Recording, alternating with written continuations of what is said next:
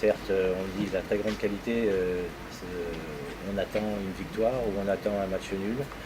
Malheureusement, nos occasions ne sont pas rentrées. Il y a eu pas mal d'opportunités. Il y a eu un ballon qui a traîné, qui a été renvoyé un peu miracle par un défenseur égyptien.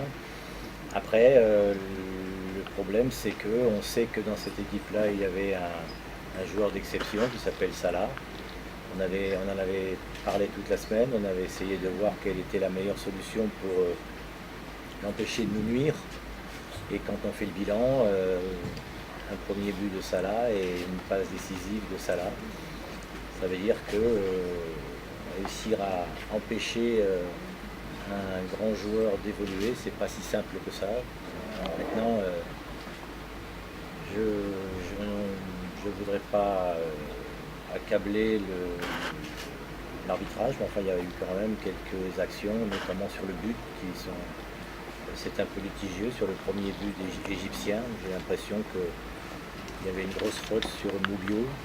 Il est complètement tiré par le maillot.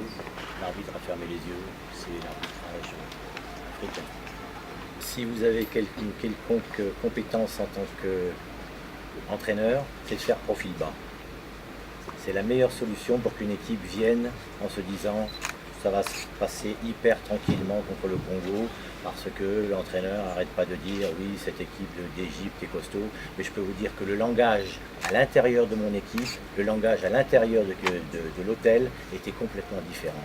On laissait entrevoir que on craignait cette équipe, mais on s'est présenté et on ne s'est pas présenté en victime expiatoire. Ça, je peux vous l'assurer. Et à bien des fois, j'ai terminé par exemple mon briefing en leur mettant un classement de la première journée avec Congo 3 points et Égypte 0 points. Malheureusement, le sort en a voulu autrement.